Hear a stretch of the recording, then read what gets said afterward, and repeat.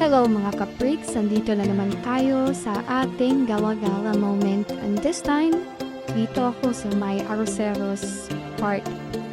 So dito sa Arroceros Park, ang starting line ng bagong Pasig River Esplanade, and outside, meron silang paglimit ng mga food stalls.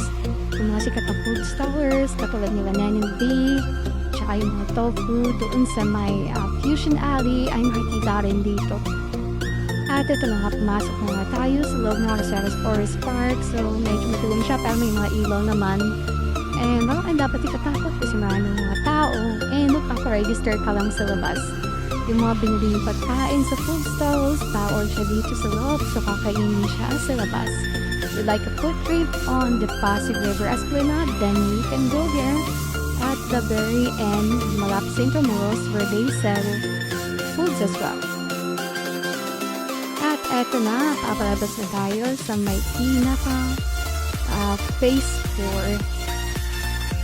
4 ng Pasig River Esplanade. Kita mo dito, maraming nag-detekto or nagpa-practice sumayaw. And kita din dito ang Quezon Bridge, yung gabi niya tignan sa ilalim, pero pagdumaan sa itaas, medyo may kapangyarihan dun sa mga gilid-gilid, and medyo madumi siya. Dito sa ilalim, maganda siya, maliwanag, kasi liwanag ng River Esplanade. So, this River Esplanade was opened last month, around October, and this would be the phase 4. Lalakarin natin hanggang doon sa may dulo. So, it's almost 2 kilometers only as of the moment, but this project is aimed to be stretched hanggang doon sa may bukanan ng Laguna Lake. So, dito sa phase 4, tahimik, wala pang mga gimmick. Malapad lang siya, maraming nakatambay, ibang mga nag-table dito, and ayan, meron din siyang fountain.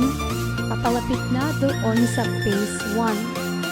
So, yung phase 1 kasi sa gitna, yung nauna, and then yung phase 2 is yung doon sa may parang Intramuros style.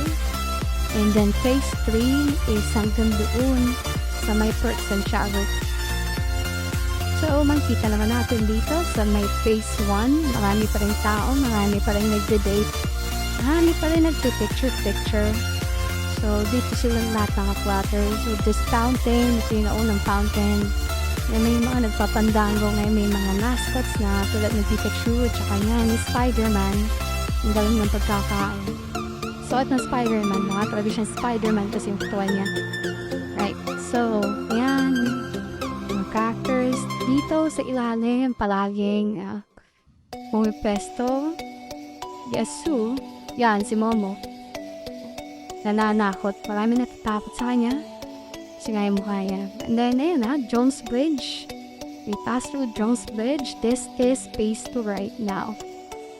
So, yan, sa phase 2, daming tao, may mga booth dito sa mga pader-pader na katulad ng Intramuros. So, they replicate Intramuros. Tsaka medyo masikip dito. But, fortunately, nung pumunta ako, hindi masyadong crowded. Hindi kasing crowded. Usually, pag pupunta ka dito na, napakadaming tao. Meron din siya daanan sa taas if you don't want to be caught on a traffic of human. Kaya ipit-ipit sa nakaraan, pwede kang dumaan sa taas.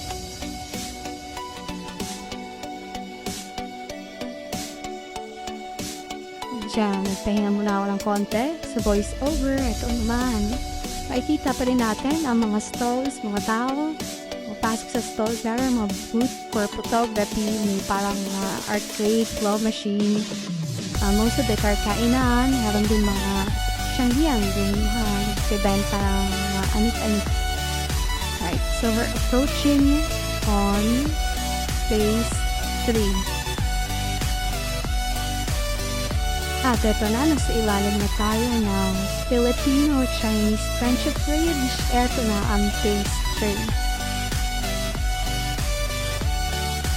At ito na, nandito na tayo, malapit sa Plaza Mexico.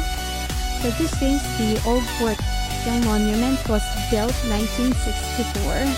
in commemoration of 400 years of Philippine trade from Philippines to Mexico.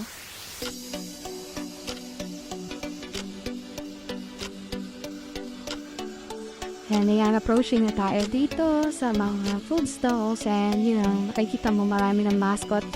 Sila Stitch and Jaan. Tsaka sila Kumori ba yun? Sandy yung character na sikat. And yan, dito yung most crowded area. So dito, tipon-tipon yung mga tao. Meron din dyan mga bungee jump or the tents, parang food court style. And yeah, lapit siya sa mga kainan.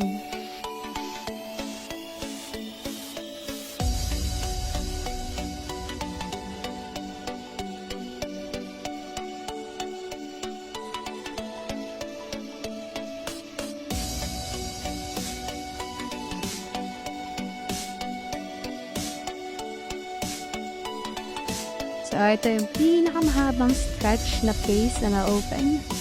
So, we're approaching Fort Santiago now. Yan, may mga food stores din. That was moved. Former DNDT yan sa may gitna. May quadrangle. Lapit din sa entrance. So, yan. Ito yung area na ng kainan. Pero, ngayon, wala na. Or, tambayan na lang. And then, ito yung entrance ng Fort Santiago. Features ko na siya ilang beses so hindi na ako pumunta.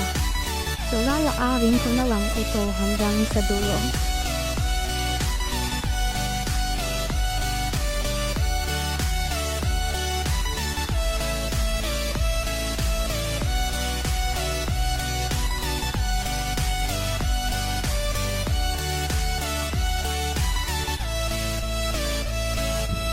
At eto na, malapit ako sa dulo ng River Esplanade and dulo na rin to ng Fort Santiago and Intramuros. So dito, medyo tahimik and palagi ako dito tumatambay sa puno ng mangga. So until sa next adventure natin, mga freaks, bye!